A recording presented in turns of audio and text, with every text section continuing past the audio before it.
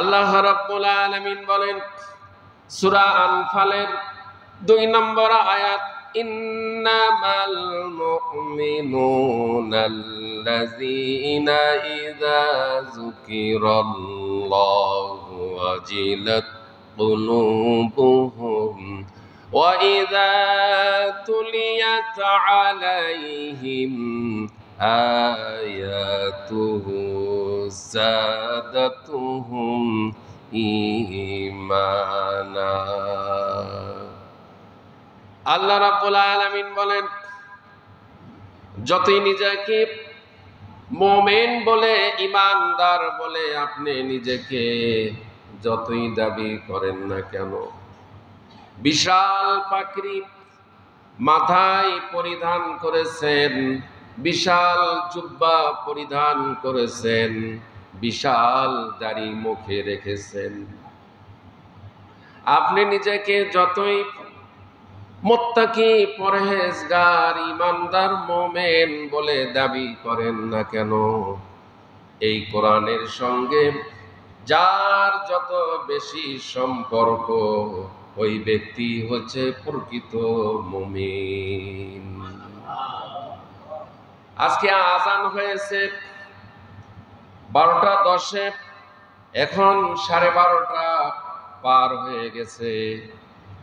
লক্ষ্য করে দেখেন কোরআনের সঙ্গে কলিজার কতটুকু সম্পর্ক, কোরআনের সঙ্গে দিল, মন, অন্তরের কতটুকু গভীর সম্পর্ক, কোরআনকে কতটুকু লাইক করি, আল্লাহর কালামকে কতটুকু ভালোবাসি, আল্লাহর কালামকে কতটুকু মহাব্বত করি, এই মসজিদ সাক্ষী দিবে, জান্নাতের বাগান সাক্ষী দিবে। জান্নাতের বাগান ফাঁকা পড়ে রয়েছে, যে মানুষগুলি, যে মুমিনগুলি আগে এসেছে, সেদিন এই ভিডিও ক্যামেরা দিয়ে আল্লাহ রাব্বুল আলামিন বলেন, মা ইয়ালফিযু মিন কাওলিন ইল্লা লাদাইহি রাকীবুন আতীদ। মানুষ এমন কোনো কথা বলে না, এমন কোনো কর্ম করে না, এমন কোনো কাজ করে না, আমল করে না, যা আমার ফেরেশতারা রেকর্ড করে না রাখে। আমরা যা কিছু করি সব রেকর্ড হচ্ছে। জান্নাতের বাগানে, মসজিদে কে প্রথম এসেছে রেকর্ড হয়েছে কি হয় নাই, কে দ্বিতীয় এসেছে, কে তৃতীয় এসেছে, কে সকলের শেষে আসবে, সব রেকর্ড হবে, হবে কিনা? সম্মানিত উপস্থিতি, তাহলে কোরআনুল কারীমে সূরা আনফালের 2 নম্বর আয়াত আল্লাহ পাক বলে দিলেন, মুমিন তো কেবল তারাই, মুমিন তো কেবল তারাই। তারা কারা? আল্লাহ বলতেছেন, যাদের সামনে আল্লাহর কথা আলোচিত হলে, কোরআনের কথা আলোচিত হলে তাদের হৃদয়ে কম্পন কম্পন শুরু হয়। আর যখন তাদের নিকট আল্লাহর কোনো আয়াত তেলাওয়াত করা হয়, তখন তাদের ঈমান বৃদ্ধি পেয়ে যায়। আমরা যে আগে এসেছি, আমরা যে কোরআন শুনতেছি, আমাদের ঈমান বাড়তেছে না কমছে? আলহামদুলিল্লাহ। এই আয়াতই সে দলিল। সূরা আনফালের এই 2 নম্বর আয়াতই দলিল। কোরআনের আয়াত যত শুনবে ঈমান তত বেড়ে যাবে, আর কোরআন থেকে যত দূরে থাকবে তার ঈমান কমে যাবে, ফিউজ হয়ে যাবে, ঈমান থাকবেই না তার। কোরআন থেকে যারা দূরে সরে রয়েছে তাদের ঈমান থাকবে না। আপনাদেরকে আর একটা আয়াত শোনাই, সূরা বানী ইসরাঈলের 82 নম্বর আয়াত। কত নম্বর? 82 নম্বর আয়াত। ওয়ানুনাজ্জিলু মিনাল কুরআনি মা হুয়া শিফাa'un ওয়া রাহমাহ ورحمة للمؤمنين ولا يزيد الظالمين إلا খাসারা।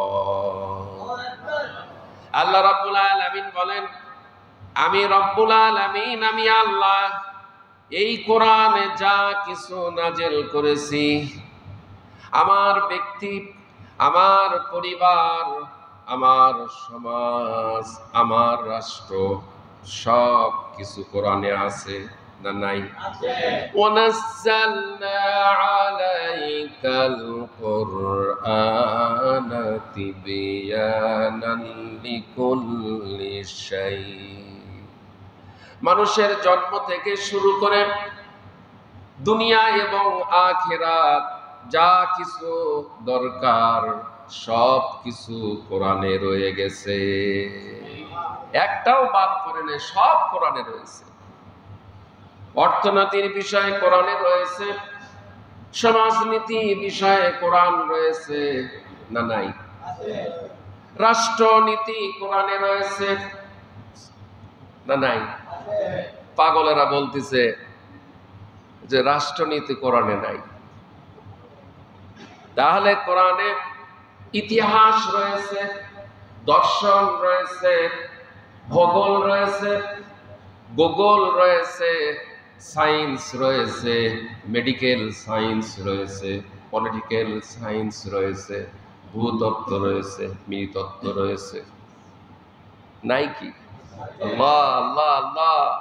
রাজনীতি, আসলটাতে আসি, রাজনীতি, রাজনীতি আছে না নাই? পাগলরা বলতেছে আমার সবচেয়ে বড় কষ্ট আমি পাই, আপনারা পান কিনা জানি না, মুসলমানের বাচ্চা হয়ে বলে যে কোরআনে ইসলামে রাজনীতি নাই, রাসূল রাজনীতি করে নাই। এই কথাটা যদি একজন খ্রিস্টানের মুখ থেকে আসে আমরা মেনে নিব। এই কথাটা যদি একজন বৌদ্ধ ধর্মের মানুষের মুখ থেকে আসে আমরা মেনে নিব। এই কথাটা যদি মুশরিকদের মুখ থেকে, হিন্দুদের মুখ থেকে আসে আমরা মেনে নিব। এই কথাটা ইহুদি নাসারা বললে আমরা মেনে নিব। কিন্তু মুসলমানের বাচ্চা হয়ে বলে যে ইসলাম ধর্মে রাজনীতি নাই, কোরআনে রাজনীতি নাই, রাসূল রাজনীতি করে নাই, প্রেসিডেন্ট হয়েছে রাসূল। ওরা যে রাসূল যে প্রেসিডেন্ট ছিলেন, আবু বকর, ওমর, ওসমান, আলী যে প্রেসিডেন্ট ছিলেন, এটাও তারা অস্বীকার করে। জোরে বলেন নাউজুবিল্লাহ।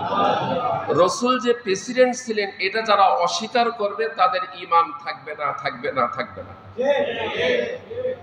তোমরা ঈমানের দাবি করো, জুমার নামাজ পড়ো, আবার থেকে থেকে নির্বাচন আসলে নামাজ পড়ো, আর রোজা রাখো, আর হজ করার উমরা করে দেখাও যে আমরা মুসলমান। তুমি তো এক প্রশ্নেই আউট। তুমি রাসূলের রাজনীতি স্বীকার করো, বরং উল্টা রাজনীতি করছো। রাসূলের রাজনীতির বিপরীত, সাংঘর্ষিক, কোরআন সুন্নাহর সাংঘর্ষিক তুমি রাজনীতি করেছো। তুমি মানব রচিত আইন, মানুষের তৈরি করা আইনকে প্রতিষ্ঠিত করার জন্য রাজনীতি তুমি করেছো। তুমি আল্লাহর বিধানের রাজনীতি তুমি করো নাই, রাসূলের রাজনীতি তুমি করো নাই। রাসূল বলবেন সোহকান সোহকান লিমান গায়রা মিন বাদি, দূর হয়ে যাও, ভেগে যাও, সরে যাও, তুমি আমার উম্মত না।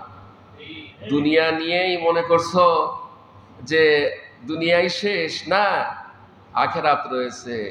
তোমার সেদিন, এই যে একটু আগে বলছে রেকর্ড হচ্ছে সব, তুমি কোন দলে বিশ্বাসী ছিলে, ইসলামী দলে না অন ইসলামিক দলে? তুমি ইসলামী রাজনীতি করেছো না অন ইসলামিক রাজনীতি করেছো? মানব রচিত আইনকে প্রতিষ্ঠিত করার জন্য তুমি রাজনীতি করেছো, তগুতের আইন প্রতিষ্ঠিত করার জন্য তুমি রাজনীতি করেছো। লর্ড ম্যাকুয়ে, কার্ল মার্কস, লেনিন, মাও সেতুং, রুশো, ভল্টিয়ার, এদের রাজনীতি তুমি করেছো। মুসলমান হয়ে কমিউনিস্ট পার্টি করে, জোরে বলে নাউজুবিল্লাহ। বামপন্থী দল করে, রামপন্থী দল করে, আবার দাবি করে মুসলমান। তাদের আমরা মিছিলে দেখি তাদের মুখে দাড়িও রয়েছে, জোরে বলে নাউজুবিল্লাহ। এগুলি সব শয়তান। এগুলি কি? এগুলি হিন্দু খ্রিস্টানের থেকেও নিকৃষ্ট। এরা যারা বামপন্থী দল করে এরা হিন্দু খ্রিস্টান থেকেও নিকৃষ্ট। হিন্দুরও একটা ধর্ম আছে, খ্রিস্টানেরও একটা ধর্ম আছে, এদের তো কোনো ধর্মই নাই, নাস্তিক। সম্মানিত উপস্থিতি, আল্লাহ রাব্বুল আলামিন বলেন وَنُنَزِّلُ مِنَ الْقُرْآنِ আমি এই কোরআনকে নাজিল করেছি মা হুয়া শিফা তোমাদের রোগ মুক্তির জন্য।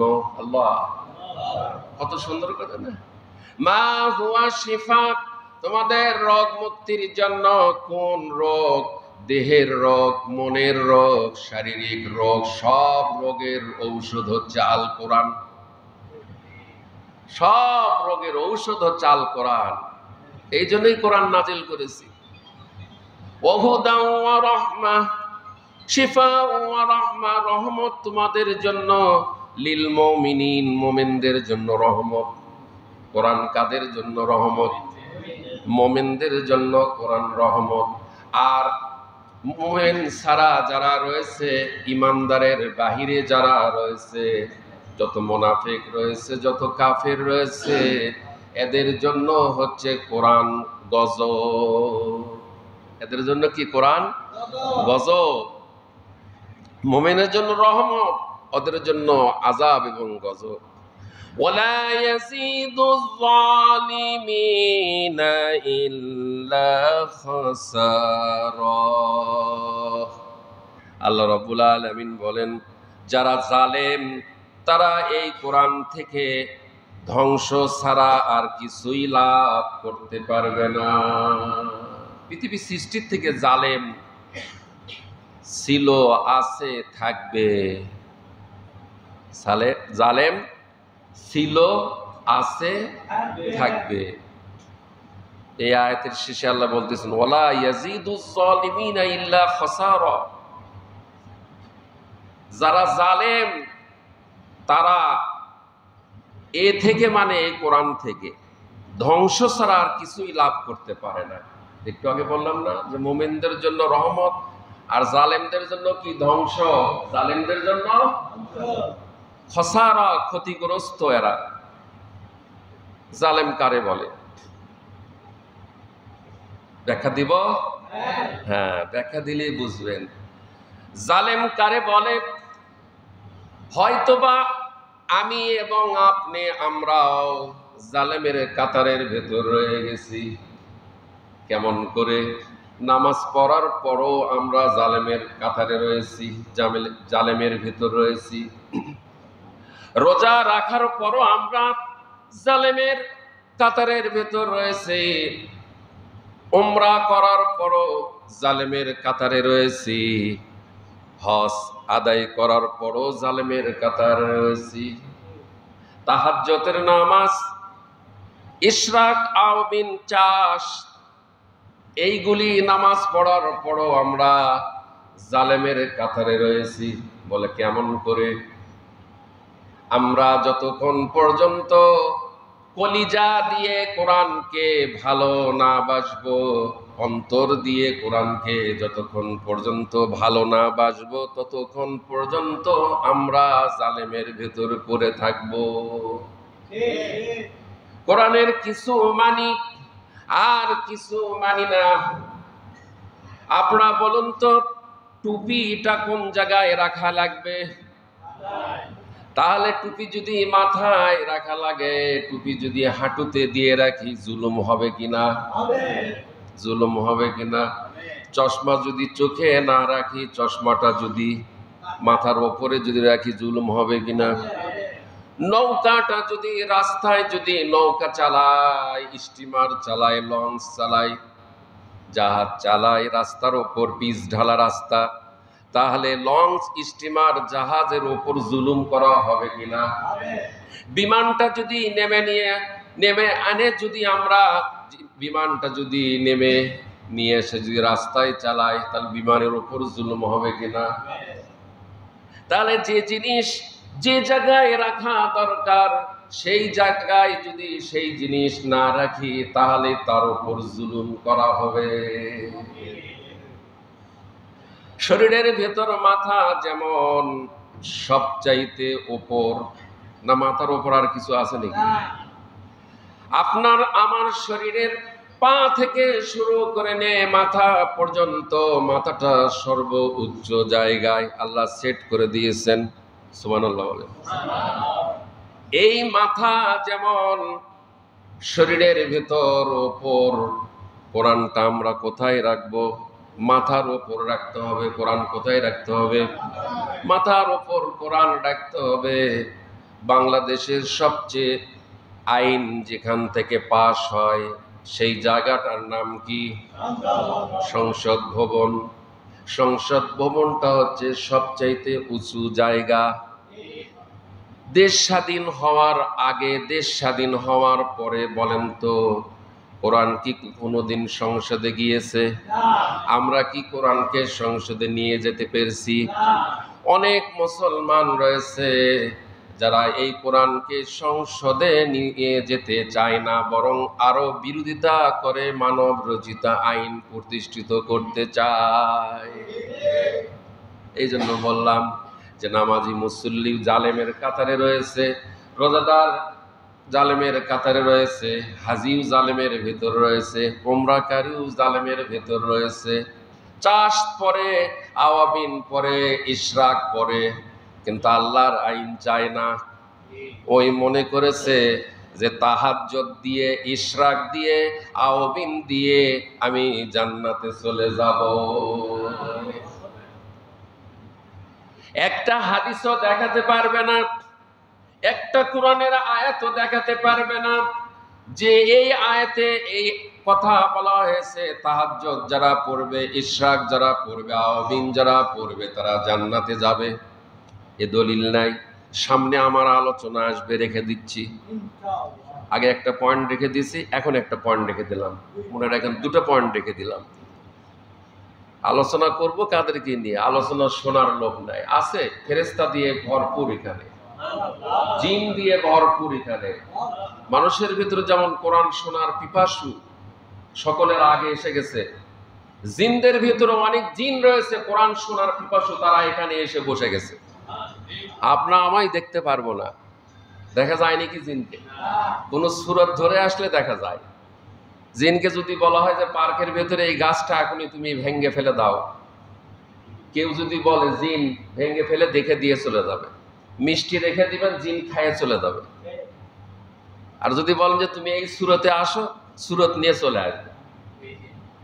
তো এখানে ফেরেশতা এসে গেছে, অনেক জিন রয়েছে যারা এখানে নামাজ আদায় করে। ইমামের পেছনে জিন নামাজ আদায় করে যাচ্ছে। আল্লাহ আল্লাহ আল্লাহ। জিন কোরআন শুনতেছে। ইন্না সামি'না কুরআনান আজাবা, আমরা এমন এক কোরআন শুনলাম। রাসূলের মুখ থেকে যখন জিনেরা কোরআন শুনলো তখন বলল ইন্না সামি'না কুরআনান আজাবা, আমরা এমন এক কোরআন শুনলাম। একে তো কোরআন, দুইয়ে তো রাসূল তেলাওয়াত করতেছে।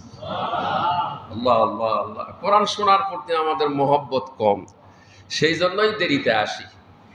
আর যদি মহব্বত বেশি থাকতো সকলের আগে আসতাম। সম্মানিত উপস্থিতি, তাহলে জালেম বুঝতে পারলাম তো, জালেম বুঝতে পারলাম তো। যার দিলটা আল্লাহর দ্বীন, আল্লাহর জমিনে কায়েম হোক, এটা যারা চায় না তারাই জালেম। সে যত বড় নামাজি হোক, যত বড় হাজি হোক, যত বড় তাহাজ্জুদ গুজার হোক, মাগরিবের নামাজের পর 6 রাকাত কি নামাজ পড়ে? আওয়াবিন। অথচ এই লোকটা আল্লাহর জমিনে আল্লাহর দ্বীন কায়েম হোক চায় না। সকালে ইশরাক পড়ে, চাষ পড়ে, সব পড়ে। সপ্তাহে 2 দিন রোজা রাখে, বৃহস্পতিবার সোমবার। আমার রাসূল যেমন বৃহস্পতিবার সোমবার রোজা রেখেছেন, মাসে 3টা রোজা আল্লাহ রাসূল রেখেছেন। আবার আল্লাহ রাসূল আল্লাহর জমিনে আল্লাহর দ্বীন কোরআনের রাজ কায়েম করে গেছেন। তাহলে তাহাজ্জুদ পড়েন, ইশরাক পড়েন, আওয়াবিন পড়েন, সব করেন, কিন্তু আল্লাহর দ্বীন জমিনে কায়েম হোক আপনি এটা চান না। আপনি কয় নম্বর মুসলমান? কয় নম্বর মুসলমান? 0। ঠিক বলছে, 0 0 0 0, রাইট।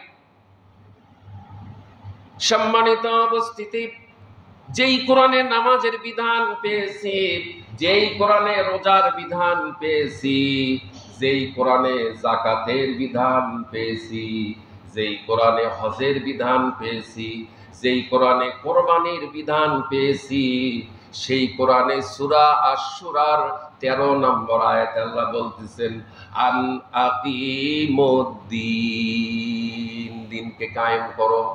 না আকিমুস সালাত, নামাজকে কায়েম করো। কুতিবা আলাইকুমুস সিয়াম, তোমাদের উপর রোজা ফরজ করা হয়েছে। ওয়ালিল্লাহি আলান নাস হিজ্জুল বাইতি মান ইসতাতা ইলাইহি সাবিলা। আল্লাহ পাক বলেন যাদেরকে আমি ধন দিয়েছি, অর্থ দিয়েছি, টাকা দিয়েছি, এই অর্থ যাদের সামর্থ্য রয়েছে, মক্কা শরীফে যাওয়া আসার ক্ষমতা সামর্থ্য যাদেরকে দিয়েছি, তাদের জন্য শুধুমাত্র অনলি একবার মাত্র জীবনে হজ ফরজ করেছি, দ্বিতীয়বার আমি আল্লাহ তাদের উপর হজ ফরজ করি নাই। বুঝতে পারতেছেন তো? তাহলে যে কোরআনে নামাজের কথা, রোজার কথা, হজের কথা, যাকাতের কথা, এগুলি সব মেনে চলি, কিন্তু এই কোরআনে এক জায়গায় আল্লাহ বলেছেন আন আকিমুদ্দিন, এক জায়গা নয়, অসংখ্য জায়গায় দিনকে কায়েম করো। এখন দিন মানে কি? যে দিন চলতেছে, বেলা এখন 12টা 50 বাজে, এটা দিন? দিন মানে হচ্ছে জীবন বিধান, আল্লাহর দেওয়া জীবন বিধান। আল্লাহর দেওয়া জীবন বিধান ইসলাম, আল্লাহর দেওয়া জীবন বিধান আল কোরআন, আল্লাহর দেওয়া জীবন বিধান রসুলের হাদিস সুন্নাহ। এইটাকে জমিনে কায়েম করা, নামাজ যেমন ফরজ, রোজা যেমন ফরজ, হজ যেমন ফরজ, যাকাত যেমন ফরজ, দিন কায়েম করা প্রত্যেকটি মুসলমানের জন্য, মুসলিম নর নারীর জন্য। কোরআন কি খালি পুরুষের জন্য নাকি? কোরআন মহিলাদের জন্য, মুসলিম নর নারীর জন্য দিন কায়েম করা ফরজ। এখন এই ফরজ মাইনাস করবেন, ফরজকে ঘৃণা করবেন, ফরজ আদায় করবেন না, আর আপনি জান্নাতে চলে যাবেন। চাষ পড়ে, ইশরাক পড়ে, আওবিন পড়ে, তসবিহ জপে, হজ করে, যাকাত দিয়ে, নামাজ পড়ে, রোজা করে, সব করলেন, কিন্তু ওই ফরজটা যে পালন করলেন না। বরং সব ফরজের বড় ফরজ দিন কায়েম করা। দিন যদি কায়েম না হয়, বগুড়া থেকে সারা বাংলাদেশ থেকে মদ উৎখাত হবে না, মদ বন্ধ হবে না। বগুড়ার প্রায় অধিকাংশ হোটেলে দেহ ব্যবসা চলে প্রকাশ্যভাবে। থানার সঙ্গে, পুলিশদের সঙ্গে কন্টাক্ট করে মালিকরা টাকার বিনিময়ে, আর মেয়েদেরকে সেখানে নিয়ে যায় দেহ ব্যবসা করে দিন রাত 24 ঘন্টা। কথা বলেন ঠিক কিনা? দিন যদি কায়েম না হয়, তাহলে এই দেহ ব্যবসা পতিতা জিনা বন্ধ হবে না, হবে না, হবে না। এই জন্য সব ফরজের বড় ফরজ দিন কায়েম করা। জিনা বন্ধ করতে হলে বগুড়ার হোটেল নয়, সারা বাংলাদেশের হোটেলগুলি লাইসেন্স দিয়ে দিচ্ছে সরকার। আর সেখানে থানার সঙ্গে, গোয়েন্দা সংস্থার সঙ্গে, র্যাব বাহিনীর সঙ্গে, ডিবি বাহিনীর সঙ্গে কন্টাক্ট করা রয়েছে। মাস গেলে এত টাকা, নিরাপত্তা ভাবে সেখানে দিন রাত 24 ঘন্টা ব্যবসা, জেনাবে বিচার চলতেছে। কথা বলেন ঠিক কিনা? ও মুসলমান, তাহাজ্জুদের নামাজ পড়ো না, আর এদিকে জেনাবে বিচার চলতেছে। এটা বন্ধ করার তোমার কোনো পরিকল্পনা অন্তরে নাই, চিন্তা নাই। তুমি তাহাজ্জুদ পড়তেছো, ইশরাক পড়তেছো, তসবিহ ঠেলতেছো, মাথায় পাকড়ি দিয়ে আসো, আর এই জেনাবে বিচার বন্ধ করার কোনো চিন্তা ভাবনা তোমার কলবে নাই, দিলে নাই। কয় নম্বর মুসলমান? জেরো মুসলমান, মুনাফিক মুসলমান। জিনা চলতেছে, সুদ চলতেছে, ঘুষ চলতেছে, হত্যা, রাহাজানি, খুন, ধর্ষণ চলতেছে, টেন্ডারবাজি চলতেছে, চাঁদাবাজি চলতেছে, মানুষ খুন চলতেছে, গানের কনসার্ট, ডিজে চলতেছে প্রকাশ্যভাবে। নামাজ পড়তে দেয় না পর্যন্ত, নামাজ পর্যন্ত পড়তে দেয় না। শয়তানগুলি নামাজের টাইমে, আজানের টাইমে তারা গান বাজনা করে। কথা বলেন ঠিক কিনা? এগুলি মানুষ নয়, এগুলি হচ্ছে মানুষরূপী জানোয়ার এবং শয়তান এগুলি। তাহলে জালেম বুঝতে পারলাম তো, যারা আগে আসছে আলোচনার শুরু থেকে শুনতেছে তারা সব বুঝে গেছে আলহামদুলিল্লাহ। এই যে যারা মাঝ পথে আসতেছে কিছুই বুঝবি না। আসলে মনে কষ্ট নিয়েন না, দিল থেকে মন থেকে কোরআন শোনার জন্য তো আসি নাই, আসছি খালি 2 রাকাত ফরজ আদায় করে চলে যাব। এবং সালাম ফেরানোর পরে 3 তলা থেকে কখন হাত পা ভেঙে যায়, এত দ্রুত গতিতে দৌড় দেয় মনে হয় জেলখানার মধ্যে ঢুকছে। হ্যাঁ, হুড়মুড় করে যায়, কখন হাত পা ভাঙে, খালি সালাম ফেরানোর সাথে সাথে দৌড় দেয়।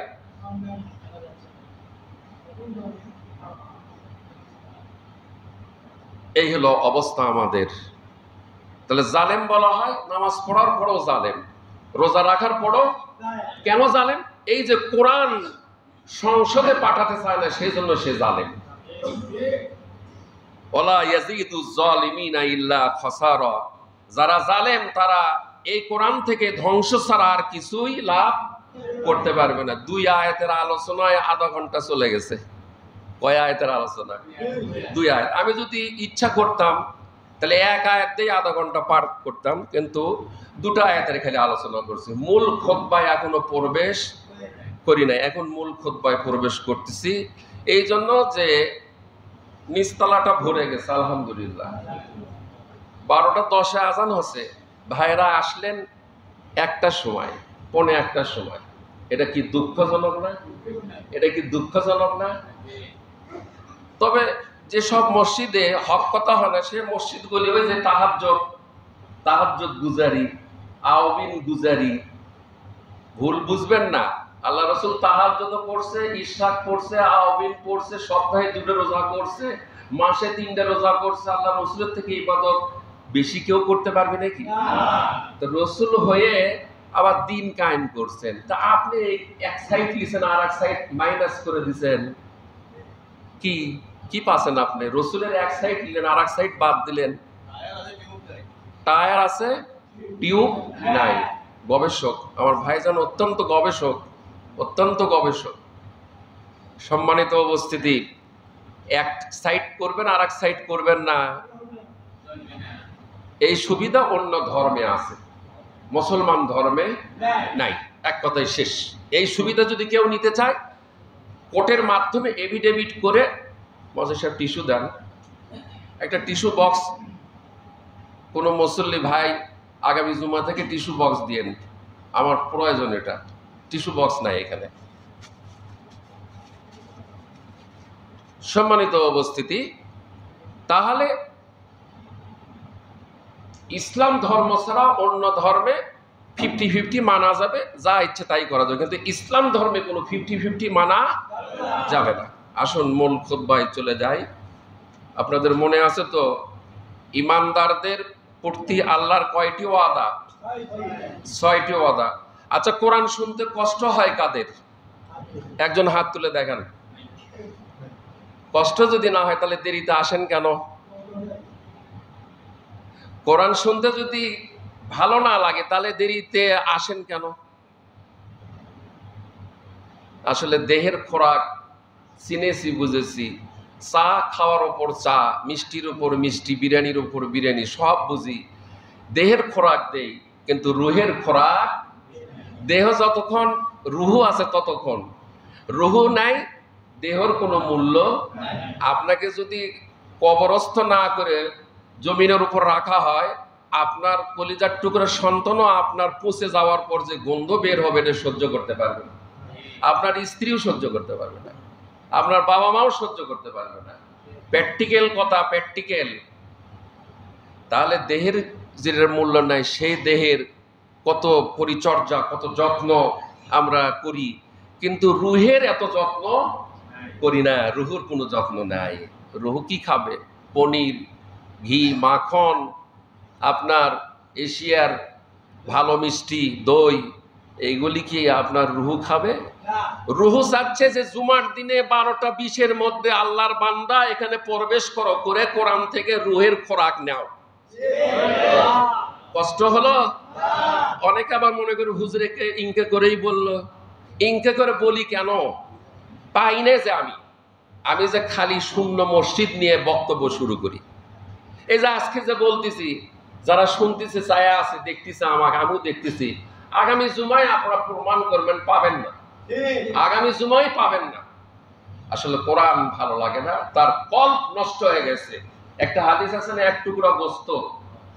টুকরা গোস্ত যার ভালো, তার শরীর পুরোটাই ভালো।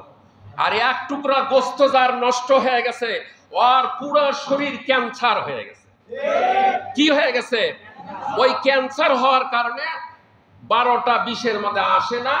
এটাই হচ্ছে মূল রোগ, কোরআন ভালো লাগে না। রসুলের হাদিস, আমাকে কোনো দিক দিয়ে ইয়ে করতে পারবেন না, আমি হাদিস বলছি। এক টুকরা গোস্ত যার ঠিক আছে, তাই 12টা 10-এর মধ্যে মসজিদে ইন করবে। আর ওই এক টুকরা গোস্ত কিছু না হয়তো না ভালো আছে, সে যেন আনা পরে আসে, আরানা পরে আসে, আরানা পরে আসে, আরানা পরে আসে, ইঙ্গা করতেছে না। এই গোস্ত টুকরাটাই হচ্ছে আলা ওহিয়াল কলব। কলব যার ঠিক আছে, অন্তর যার ঠিক আছে, তার সব ঠিক, সেই জান্নাতে যাবে। কোরআনুল কারীমে আল্লাহ রাব্বুল আলামিন বলেন, সূরা শূরার আল্লাহ পাক বলেন, কোরআনুল কারীমে আল্লাহ তাআলা বলছেন, সূরা শূরার 88, 89 এবং 90 নম্বর আয়াত, ইল্লা মান আতাল্লাহা বিকলবিন সালিম।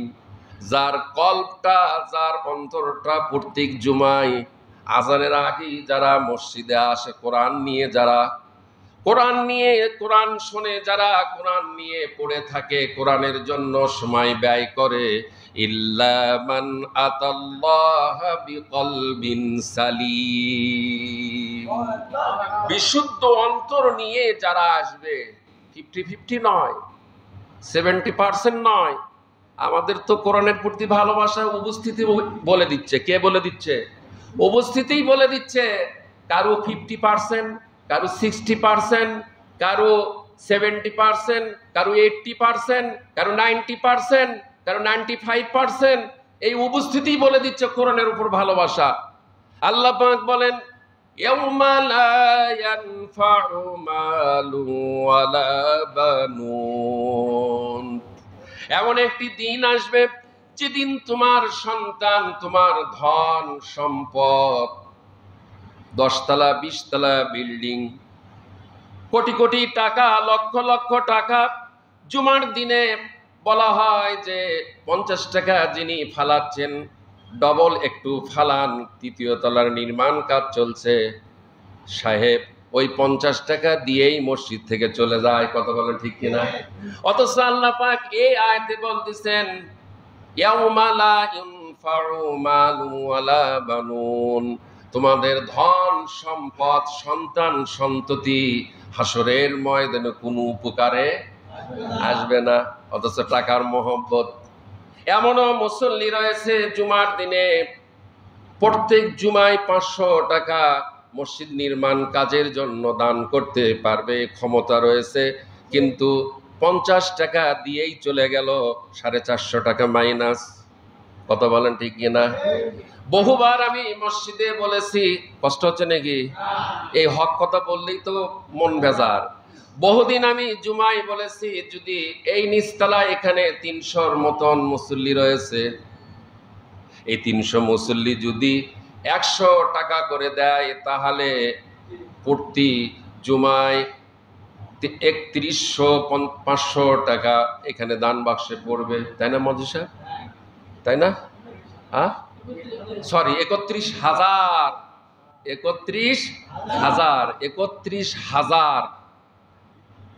আর আমরা এমন ভাবে দান করি, মাত্র পুরা সপ্তাহ মিলেই 9,000, 10,000-এর বেশি আমরা দান করি না। অথচ ধন সম্পদ এখানেই পড়ে থাকবে, কি যাবে আপনার সাথে? এত কিছু বলার পর মন আমাদের নরম হয় না? পাথরের থেকেও শক্ত, লোহার থেকেও শক্ত। এই যে বললাম, বলার পরে যে আমল নামা দান বাক্স যে ফালাবে, যতই আপনি বলেন ফালাতে রাজি নই। আল্লাহ বলতেছে কোনোটাই উপকারে আসবে না। এই কথা শোনার পরও যে আমরা পরিবর্তন হব, পরিবর্তন হতে আমরা রাজি না। আল্লাহ রাব্বুল আলামিন বলেন, ওয়া উজলিফাতুল জান্নাতু লিল মুত্তাকিন, আমি আল্লাহ মুত্তাকিনদের জন্য জান্নাত রেখে দিয়েছি। মুত্তাকি ছাড়া জান্নাতে যাওয়া যাবে না। তাহাজ্জুদ যতই পড়েন, ইশরাক যতই পড়েন, আওয়াবিন যতই পড়েন, রোজা যতই করেন, সপ্তাহে 2 ডে আর মাসে 3 ডে, নামাজ 5 ওয়াক্ত যতই পড়েন, জুমা যতই পড়েন, আল্লাহর দিনকে যদি আল্লাহর জমিনে কায়েম, এই ফরজ কাজ যদি অমান্য করে থাকেন, অস্বীকার করে থাকেন, এই কাজে যদি সহযোগিতা না করে থাকেন, জান্নাত কখনো যেতে পারবেন না, পারবেন না, পারবেন না। ইমানদারদের প্রতি আল্লাহর 6টি ওয়াদা। কয়টি ওয়াদা? তার কয়টা বলা আছে? আজকে 3 নম্বর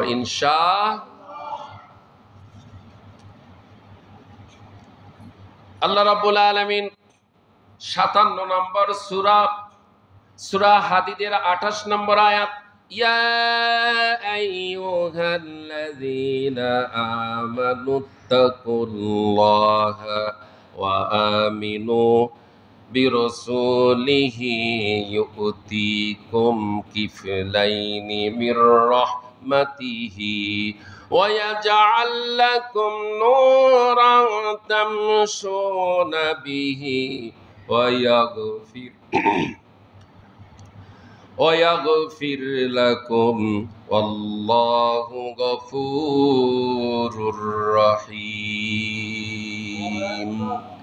আল্লাহ রাব্বুল আলামিন বলেন 3 নম্বর, আল্লাহ মুমিনদের শানে, ইমানদারদের শানে 3 নম্বর যে ওয়াদা করেছেন, অন্ধকার কিয়ামতের ময়দানে এক শ্রেণীর জন্য আলোর ব্যবস্থা আল্লাহ করবেন। তারা কারা? তারা কারা? ইমানদার। তারা কারা? তারা কারা? ইমানদার, তারা মুমিন। মুমিনদের জন্য শুধুমাত্র কিয়ামতের ময়দানে, হাসরের ময়দানে, আখিরাতে ইমানদারদের জন্য, মুমিনদের জন্য আলোর ব্যবস্থা করবেন। এই যে হাতের বিরুদ্ধা আঙ্গুলি, তাফসিরে এসেছে বিরুদ্ধা আঙ্গুলি থেকে নূর চমকাবে, আলো চমকাবে, আলো বের হবে। এই আলোটা দেখে ইমানদাররা রাস্তা হেঁটে হেঁটে চলে যাবে। সুবহানাল্লাহ বলেন। যারা জমিনে আল্লাহর দিন কায়েম করেছিল, সেদিন তারা এই আলো দিয়ে জান্নাতের ভিতর তারা দলে দলে প্রবেশ করবে। যারা আল্লাহর দিন কায়েম করতে চায় নাই, বরং বাধার সৃষ্টি করেছে, বিরোধিতা করেছে, তারা সেদিন তাদের আঙ্গুল থেকে কোনো আলো বের হবে না। আল্লাহ রাব্বুল আলামিন বলেন, হে মুমিনগণ, ইয়া আইয়ুহাল্লাযীনা আমানু, হে মুমিনগণ, ইত্তাকুল্লাহ, আল্লাহকে ভয় করো, ওয়া আমিনু, এবং তাহার, ওয়া আমিনু বিরাসূলিহি, এবং তাহার রাসূলের প্রতি ঈমান স্থাপন করো।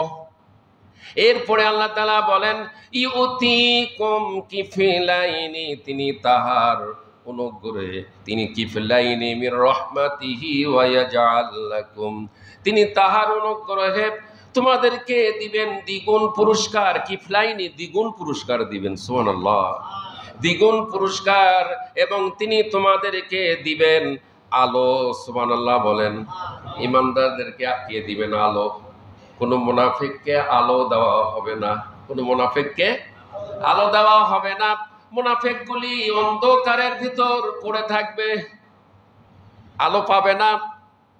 আল্লাহর দিন যারা অস্বীকার করেছিল, দিন যারা অমান্য করেছিল, দিন কায়েম হতে দেয় নাই, সেদিন তারা অন্ধকারের ভিতর পড়ে থাকবে। কার ভিতর পড়ে থাকবে? মানব রচিত আইন কায়েমের জন্য সংগ্রাম, আন্দোলন করেছে, কিন্তু আল্লাহর দিন কায়েমের জন্য তারা আন্দোলন করে নাই, বরং ঠেক দিছে। আল্লাহর দিন কারো কায়েম হতে দেয় নাই, অন্ধকারের মধ্যে পড়ে থাকবে। কার ভেতর পড়ে থাকবে? যাহার সাহায্যে তোমরা চলিতে, এবং তিনি তোমাদেরকে ক্ষমা করবেন। ওয়াগফির লাকুম, আল্লাহ ইমানদারদেরকে ক্ষমা করে দিবেন। আল্লাহু গফুরুর রহিম, আল্লাহ হলেন ক্ষমাশীল এবং পরম দয়ালু। আল্লাহর থেকে দয়ার কারো আছে নাকি? এত বারবার বলা হচ্ছে, তারপরও কি আমরা ফিরে আসতেছি? 4 ধরনের অন্তর। 1 নম্বর, উজ্জ্বল প্রদীপের মতন শুধু জ্বলেই না, আলোটা ছড়ায়। আলো শুধু জ্বলেই না, আলোটা ছড়ায়। ইমানদারদের আল্লাহ তাআলা এমন আলো দান করবেন যে আলোটা জ্বলবেই না, বরং আলোটা ছড়িয়ে দিবে। সুবহানাল্লাহ, সুবহানাল্লাহ। 2 নম্বর, যারা আল্লাহর দিন থেকে সরে গেছে আল্লাহ পাক বলেন খাতামাল্লাহু আলা কুলুবিহিম, আল্লাহ পাক বলেন আমি তাদের অন্তরকে আবৃত বন্ধ করে দিয়েছি, তাদেরকে কল মোহর মেরে দিয়েছি, অন্তরে মোহর মেরে দিয়েছি। আল্লাহ তাআলা বলতেছেন মোহর আবৃত বন্ধ তাদের কল। 3 নম্বর, ওপর হয়ে পড়ে থাকা, যে কারণে পথ খুঁজে পাচ্ছে না, ওপরে পড়ে থাকবে। একটু আগে বলছি না, অন্ধকারের মধ্যে ওপরে পড়ে থাকবে, পথ খুঁজে পাবে না, রাস্তা খুঁজে পাবে না, সব কথা ওপেন কোরআনে। 4 নম্বর, আবরণ আচ্ছাদিত থাকবে, আপনার সোনা এবং ডায়মন্ড এগুলি আমরা খুব সংরক্ষণ করে রাখি কিনা। আল্লাহ পাক বলেন 4 নম্বর, ইমানদারদেরকে আমি আল্লাহ সংরক্ষণ করে রেখে দিয়েছি। ইমানদার তো ওই ব্যক্তি যে,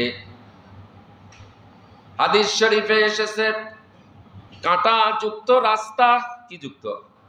কাঁটা যুক্ত রাস্তা, এই রাস্তায় যখন আপনি আমি পথ চলবো, অত্যন্ত সতর্কভাবে সচেতনভাবে পথ চলতে হয়।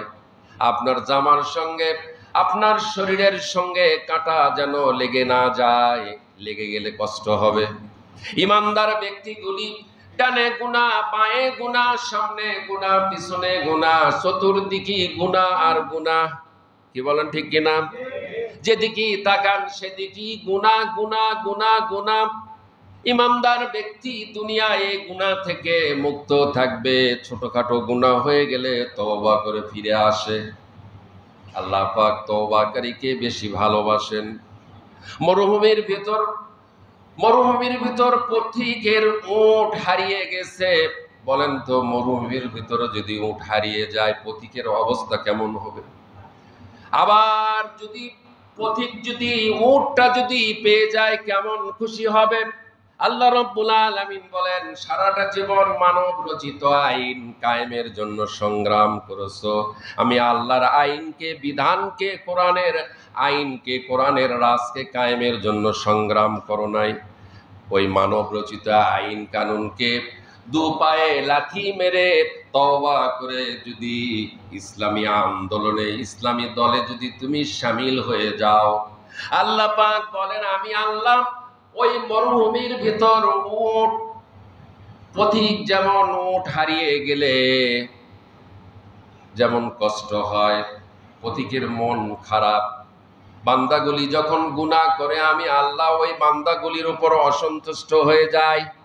আবার বান্দাগুলি যখন ফিরে আসে আমি আল্লাহ ওই বান্দাগুলির উপর সবচাইতে রাজি এবং খুশি হয়ে যাই। সুবহানাল্লাহ। সম্মানিত উপস্থিতি, তাহলে আমরা জানতে পারলাম 3 নম্বর হচ্ছে অন্ধকার। কিয়ামতের ময়দানে এক শ্রেণীর জন্য আলোর ব্যবস্থা আল্লাহ করবেন। তারা কারা? তারা হচ্ছে ইমানদার, শুধুমাত্র ইমানদার, শুধুমাত্র মুমিনদের জন্য আলোর ব্যবস্থা করবেন। কিসের ব্যবস্থা করবেন? আলোর ব্যবস্থা করবেন। অন্ধকার কিয়ামতের ময়দানে আলোর ব্যবস্থা করবেন। সূরা নহলের 88 নম্বর আয়াত। কত নম্বর? 88 নম্বর আয়াত। الذين كفروا وصدوا عن سبيل الله زدناهم عذابا فوق العذاب بما كانوا يفسدون। আল্লাহ রাব্বুল আলামিন বলেন যারা আমার আইন, আমার জমিনে আমার আইন যারা কায়েম হতে দেয় নাই, যারা কুফরি করেছে এবং অন্য মানুষদেরকেও আল্লাহর পথ থেকে বাধা দিয়েছে, নিজেরাও ইসলাম কায়েম করে নাই, আবার যারা ইসলাম কায়েম করতে চায় তাদেরকেও ইসলাম কায়েম করতে দেয় না, বাধা দেয়। দেখেন সূরা নহলের এগুলি বার করতে হয় কোরআন থেকে, খতিবদের পড়াশোনা করে এগুলি নিয়ে আসতে হয়। এগুলি জানে না দিলে যারা এই কাজগুলি করতেছে তাদেরকে জানিয়ে দিয়ে, আল্লাহর কোরআনের মেসেজ দিয়ে জানিয়ে দিয়ে তাদেরকে ওর থেকে ফিরে নিয়ে আসা লাগবে। সংশোধন ইসলাহ করার জন্যই বক্তব্য জুমার দিনে। কেন বললাম যে 12টা 20-এ কেন আসার কথা বললাম? 12টা 20-এ এই জন্য আসার কথা বলছে, এই কথাগুলি জুমার দিনে জানিয়ে দেওয়ার জন্য। এটা দায়িত্ব পড়ছে আমার ওপর জানিয়ে দেওয়া, সেই জন্য জানিয়ে দিচ্ছি। ওমা আলাইনা ইল্লাল বালাগ, পৌঁছে দিচ্ছি। ভালো লাগলে ফিরে আসেন, ভালো না লাগলে ওটার ভেতরেই পড়ে থাকেন, আখেরাত বরবাদ। আল্লাহ রাব্বুল আলামিন বলেন, যারা কুফরি করেছে, অস্বীকার করেছে আমার আইনকে, আমার আইন কায়েম হতে দেয় নাই, কোরআনকে সংসদে যেতে দেয় নাই, কোরআন দিয়ে রাষ্ট্র পরিচালনা করতে দেয় নাই, যারা কুফরি করেছে এবং যারা আমার জমিনে আমার দিন যারা কায়েম করতে চায় তাদেরকেও বাধা দিয়েছে।